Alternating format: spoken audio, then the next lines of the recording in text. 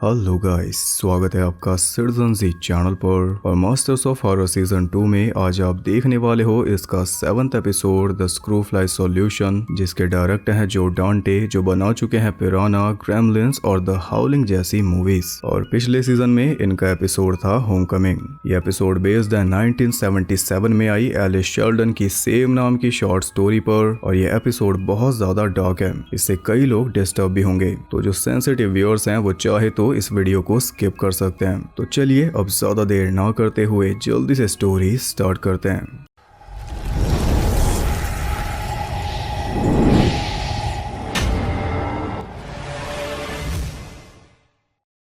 Episode के starting में हमें बताया जाता है स्क्रू फ्लाइज के बारे में। वो मोटी सी नीली सी मक्खी आपने देखी होगी। ये मक्खी इंसानों और जानवरों के लिए घातक साबित होती है, क्योंकि ये अपने अंडे किसी जीव के अंदर देती है, जैसे कि इंसान या फिर कैटल्स। जानवरों के नेवल पार्ट में और इंसानों की बॉडी में कोई कट वगैरह हो तो उसमें ये बड़ी आसानी से अंडे दे देती हैं। फिर जब अंडों में से लार्वास निकलते हैं तो वो उस जीव के टिश्यूज को खाना शुरू कर देते हैं, जिससे उस जीव को भारी डैमेज पहुंचता है और वर्स्ट केसेस में तो उसकी मौत भी हो जाती है। तो यूएस के अंदर भी ये मक्खियां काफी नुकसान कर रही थी, जिसके चलते 1982 में यूएस ने इस पूरी प्रजाति को ही मिटा दिया। साइंटिस्ट ने लाखों मेल फ्लाइज को ब्रीड किया, फिर उन्हें स्टेरलाइज करके ओपन में छोड़ दिया। और जब उन मेल फ्लाइज ने मेटिंग करनी चाहिए तो पूरी रिप्रोडक्टिव साइकिल बिगड़ी, जिसके चलते पॉपुलेशन कम हुई और देखते ही देखते कुछ ही जनरेशंस में सारी मक्खियां खत्म हो गई। सेम ऐसा और भी कई देशों में हो चुका है। ये सब बताने का रीजन आपको आगे समझ आएगा। आगे आप सब डिस्टर्ब भी होने वाले हो।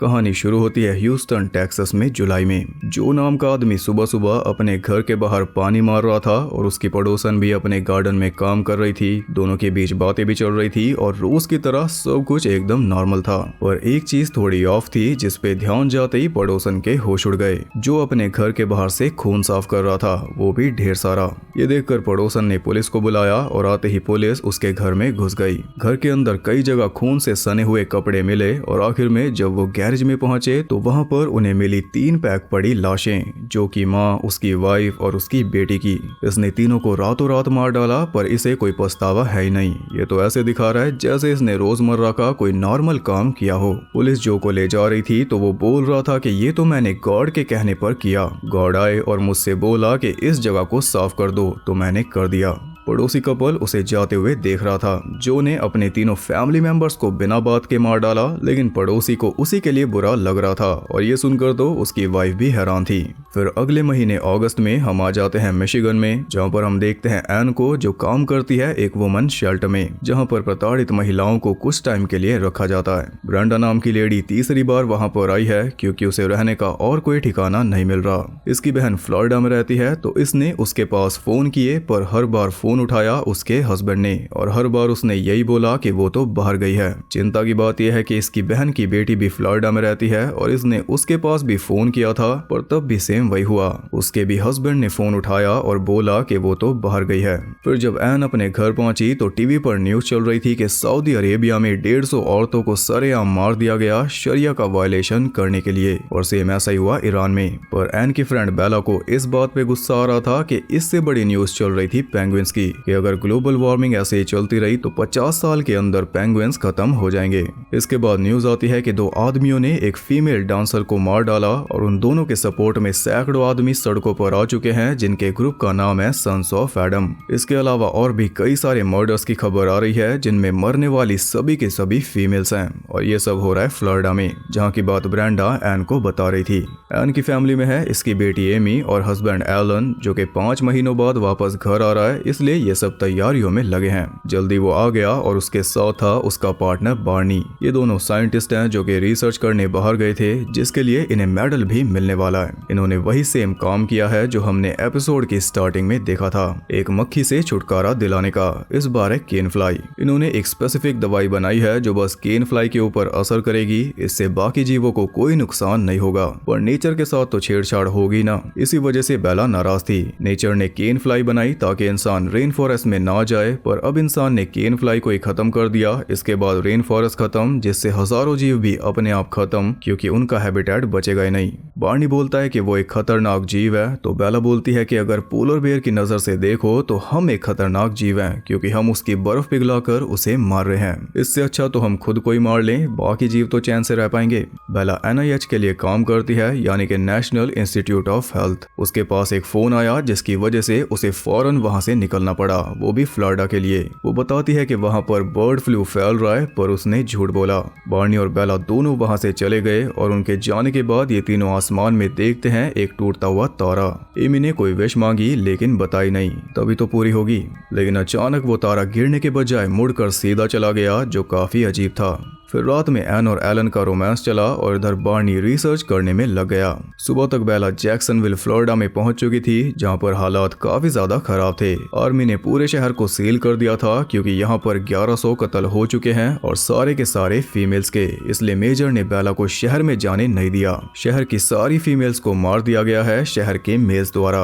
अब जो फीमेल डांसर के कत्ल वाली न्यूज हमने टीवी पर सुनी थी, उसे मारने वाले 2 आदमियों में से एक आर्मी का जवान था, प्राइवेट विलियम, जो कि फिलहाल कैद में है। तो बेला उससे मिलने गई ताकि कम से कम कुछ तो पता चले कि आखिर यहाँ पर हो क्या रहा है। विलियम अपने किए पर जरा भी शर्मिंदा नहीं था, बल्कि अगर मौका मिले तो वो दोबारा भी ये काम करने को तैयार था। और बात करते हुए वो बार बार ऊपर देख रहा था, मानो कोई उससे बात कर रहा हो। वो बताता है कि मैं एक स्ट्रिप क्लब में गया था और वहीं पर एक प्रीचर भी था, रॉडनी। वो डांसर्स को देख ही नहीं रहा था, बस एक बार्ब वायर अपने हाथ में लपेटे हुए हाथ को भींचकर अपना खून बहा रहा था। फिर अचानक उसने बॉटल तोड़ी और डांसर के ऊपर अटैक कर दिया। डांसर को वो जान से मारना चाह रहा था, वो तो सही टाइम पर गार्ड ने उसे शूट कर दिया। फिर जब डांसर को लेकर जा रहे थे तो इसने भी उस पर अटैक कर दिया। चाकू से कई बार स्टैब करके उसे जान से मार डाला। और इसी बीच प्रीचर भी अपने प्राइवेट पार्ट पर खुद ही अटैक कर रहा था। विलियम का कहना है कि इसके अंदर गॉड की स्पिरिट आ गई थी, जिसने इसे क्लेंस कर दिया, तभी इसने डांसर को मारा।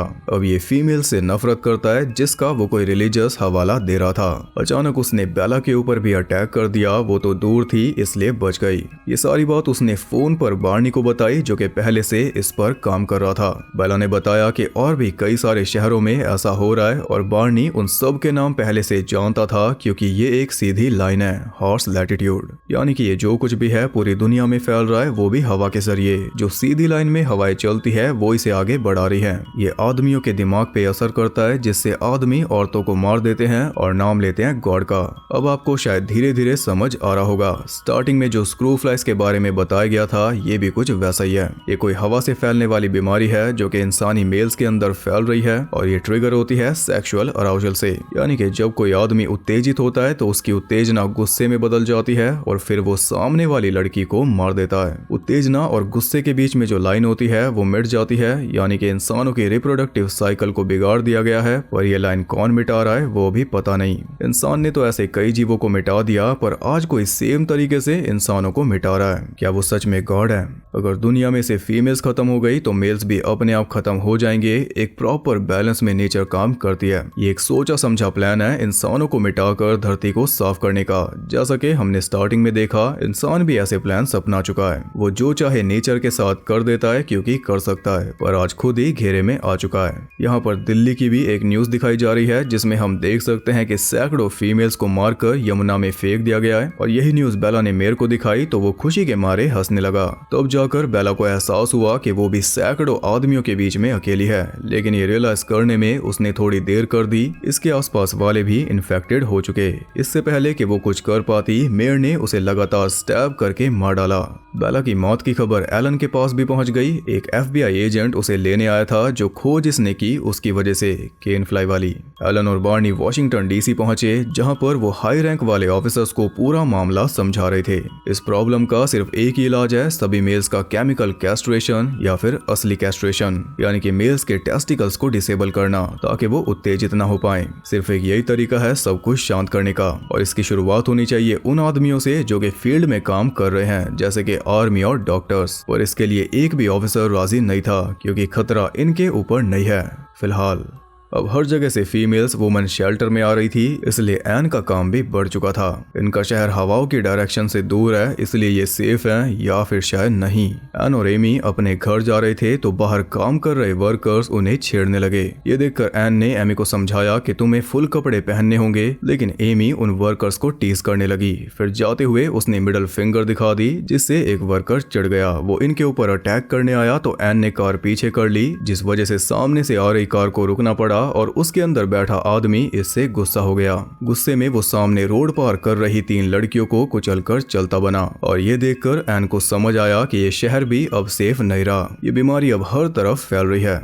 इधर एलन और बार्नी मेल्स के ऊपर कुछ टेस्ट कर रहे थे, जिसमें वो हर तरह की वीडियोस उन्हें दिखा रहे थे। इन्हीं के बीच में आता है पिछले सीजन का आखिरी एपिसोड इम्प्रिंट, जो कि टीवी पर बैन था। कैसे भी करके ये टीवी पर आ ही गया।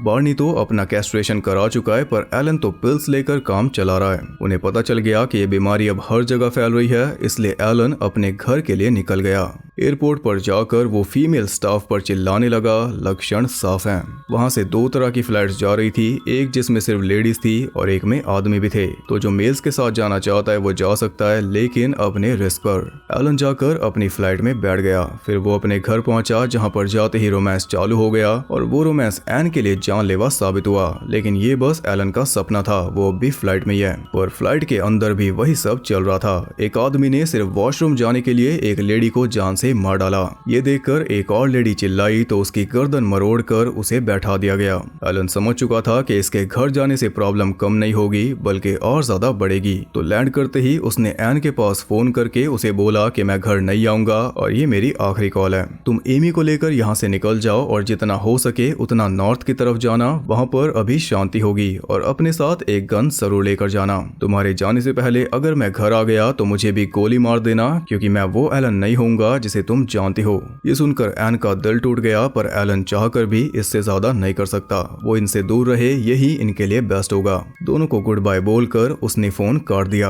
एलन की बात मानकर ये दोनों पहुंच जाते हैं कनाडा में, जहां पर एन एमी को सभी जरूरी काम सिखा रही थी, जैसे गोली चलाना और कार चलाना। फिलहाल ये रहते हैं बार्नी के खाली पड़े कैबिन में, लेकिन आज का दिन कुछ अलग लेकर आया है। वो दोनों उस कैबिन पर पहुंचे तो वहां पर उन्हें मिला एलन। एन एमी को उसके पास जाने से रोक रही थी, पर एमी सीधा जाकर उसके गले लग गई। एलन बोल रहा था कि मैंने और बार्नी ने मिलकर एक इलाज ढूंढ लिया है, अब हम सब साथ में रह सकते हैं। लेकिन एन को उसकी बोली हुई बात याद थी कि अगर मैं तुम्हारे पास आऊं तो मुझे गोली मार देना। वो एमी को गलत तरह से टच कर रहा था, इसलिए एन ने उस पे गन तान दी। तब एमी को धक्का देकर वो इसकी तरफ भाग कर आया, पर एन ने उसकी दोनों टांगों में गोली मारकर उसे लेटा दिया। जान से नहीं मारा, क्योंकि ऐसा वो नहीं करना चाहती। फिर एमी को लेकर वो काफी दूर चली गई, पर पूरे रास्ते एमी उसे सुना रही थी कि आपने डैड के साथ ऐसा क्यों किया। ये अब भी समझी नहीं कि असल में हो क्या रहा है। एन ने उसे बड़े प्यार से समझाया कि वो आदमी तुम्हारा डैड नहीं है, और फिर भी वो समझी नहीं। वो सो गई थी, इसलिए एन कार रोक कर बाहर गई, पर तभी एमी कार लेकर वापस चल दी एलन के पास। भागते हुए सुबह तक एन उस कैबिन पर पहुंची तो उसे एमी की लाश मिली। यहाँ पर एन ने एलन को भी मार दिया होगा, ऐसा दिखाया तो नहीं, पर यही हुआ होगा। इसके बाद एन को 3 दिन बाद होश आया एक हॉस्पिटल में, जहाँ पर बार्नी उसे रेडी कर रहा था, क्योंकि बाहर एक प्रीस्ट सभी फीमेल पेशेंट्स को मार रहा है। एन को पूरी तरह कवर करके बार्नी सही सलामत वहाँ से ले गया। फिर ये दोनों पहुंचे ब्रिटिश कोलंबिया में, जहाँ पर एन एक आदमी के भेस में रहने लगी। वो एक स्टोर में जाती है कुछ दवाइयाँ लेने, क्योंकि बार्नी की तबीयत काफी खराब है। वहाँ पर 2 हंटर्स थे जो बताते हैं कि इस एरिया से सभी फीमेल्स का सफाया हो चुका है, और उनके साथ एक छोटा लड़का भी था जो बता रहा था कि उसने एक एंजल को देखा, वो भी जंगल में। वो बार्नी के पास वापस जाती है तो बार्नी उसे बोलता है कि मैं ज्यादा दिन तक नहीं बचूंगा, तुम्हें मेरे बिना भी आगे बढ़ते रहना होगा, जब तक तुम जिंदा हो हमारे लिए होप है। बार्नी को बस एक बात का अफसोस है कि वो ये पता नहीं कर पाया कि आखिर ये सब किया किसने। इतने प्लान तरीके से इंसानों को मिटाने के पीछे आखिर किसका हाथ है। पर इतना तो तय है कि किसी ने हमें देखा और देखकर सोचा कि धरती हमारे बिना ज्यादा ठीक रहेगी। खैर अगले महीने तक बार्नी भी मर गया। उसे गाड़ कर एन उस स्टोर में गई थोड़ी गोलियां लेने, लेकिन गोलियां खत्म थी। वो हंटर्स भी वहां पर आ गए, लेकिन इस बार वो छोटा लड़का उनके साथ नहीं था क्योंकि इन्होंने उसे मार डाला। फीमेल्स के बाद अब बारी आ चुकी है छोटे लड़कों की। फिर बस बूढ़े आदमी बचेंगे जो एक दिन अपने आप मर जाएंगे। उनके बीच में एन घबरा रही थी, इसलिए उन सबको शक हो गया। एन अपनी कार लेकर उस टाउन से निकल रही थी, लेकिन रास्ते में वो दोनों हंटर्स उसके पीछे लग गए। एन ने किसी तरह अपनी कार को साइड में छुपा लिया, लेकिन वो अब भी उसके पीछे थे। एन कार से निकलकर भागी तो वो अपने कुत्तों के साथ उसके पीछे लग गए। आगे उसे एक मरा हुआ हिरन मिला, यानी अब जानवरों को भी नहीं छोड़ा जा रहा। वो भागे जा रही थी, तभी सामने से काफी तेज रोशनी उसके मुंह पर पड़ी। वो थे दो एलियंस। टूटता हुआ तारा तो आपको याद ही होगा, वो इन्हीं का शिप था और इन्हें ही सब समझ रहे हैं एंजल्स या फिर गॉड। ये सारी बीमारी इन्होंने ही फैलाई क्योंकि इंसान इन्हें वर्दी नहीं लगे। जो चीज इंसान कीड़े मकोड़ों पे करता है वो इन्होंने इंसानों पे कर दी क्योंकि इनके सामने इंसान भी कीड़े हैं। अब मुझे लगता है कि शायद एमी ने यही विश मांगी थी कि इंसान खत्म हो जाएं। एलियन ने दूर से ही उन दोनों हंटर्स को मार डाला, फिर उनका ब्रेन मैटर निकाल कर उनके कुत्तों को खिला दिया और ये सब एन छुप कर देख रही थी। फिर आया दिसंबर। एन कैसे भी करके खुद को बचाने में लगी थी, लेकिन अब इसका बच पाना मुश्किल है। ना खाना, ना पानी और आग भी खत्म। तभी वो देखती है कि एलियंस धरती से वापस चल दिए क्योंकि उनका काम पूरा हो गया। धरती पर अब एक भी फीमेल नहीं बची, यानी कि एन भी नहीं बच पाई। अब सारे आदमी भी अपने आप मर जाएंगे। इसी के साथ ये एपिसोड हुआ खत्म। एपिसोड देखकर जो फीलिंग आ रही थी वो बयान कर पाना मुश्किल है। टेरिफाइंग, खौफनाक, कुछ भी बोलो कम होगा। अपोकलिप्स का ऐसा कॉन्सेप्ट मैंने तो आज तक नहीं देखा। नेक्स्ट लेवल एपिसोड था ये। इस पे 3 घंटे की मूवी बने तब भी कम है। पॉलिटिकल मैसेज, सोसाइटी की बुराइयां इसमें भर भर के डाली गई और ऐसे मैसेज देने से जो डांटे कभी पीछे नहीं हटते। होमकमिंग में हमने देखा ही था, पर यह एपिसोड बहुत ज्यादा डार्क और डिस्टर्बिंग था। खुद को सुपीरियर समझकर जो कुछ हम करते हैं वो हमारे हिसाब से तो ठीक है, लेकिन अगर हमसे भी सुपीरियर कोई हुआ तो वो हमारे साथ क्या करेगा? दिमाग पे जोर दो, वो हमारी राय भी नहीं लेगा, मसलने से पहले सोचेगा भी नहीं। और जेंडर्स को लेकर जो दिखाया गया वो भी सीधी सीधी कमेंट्री थी। नेचर में सब कुछ बैलेंस्ड है, दोनों जेंडर्स इक्वल हैं, एक के बिना दूसरे का कोई काम नहीं। अब आप बताइए आपको ये एपिसोड कैसा लगा? ऐसा कुछ आपने पहले कभी देखा है या नहीं, वो भी कमेंट करके जरूर बताना। मेरे लिए तो ये बहुत ज्यादा डार्क और हैवी था। वीडियो पसंद आई तो लाइक करना और ऐसी और इंटरेस्टिंग वीडियोस देखने के लिए चैनल को सब्सक्राइब करके बेल नोटिफिकेशन को ऑल पर सेट कर लो ताकि नोटिफिकेशन भी हवाओं के साथ आती रहे। और ज्यादा कनेक्टेड रहने के लिए आप मुझे इंस्टाग्राम पर फॉलो कर सकते हो, वहां आपको बहुत कुछ जानने के लिए मिल जाएगा और साथ ही बाकी जगहों पर भी जिनके लिंक्स आपको मिल जाएंगे नीचे। और गाइस, थैंक्स गिविंग एक्सप्लेन करने के लिए काफी लोग बोल रहे हैं, तो मैं आपको बता दूं कि अभी तो मैं ये चैलेंज ले चुका हूँ, पर जैसे ही ये चैलेंज पूरा होगा उसके बाद मैं थैंक्स गिविंग भी ले आऊंगा, तो तब तक आप वेट करना। बाकी मैं आपसे मिलूंगा अगले एपिसोड में, तब तक के लिए सबको बाय।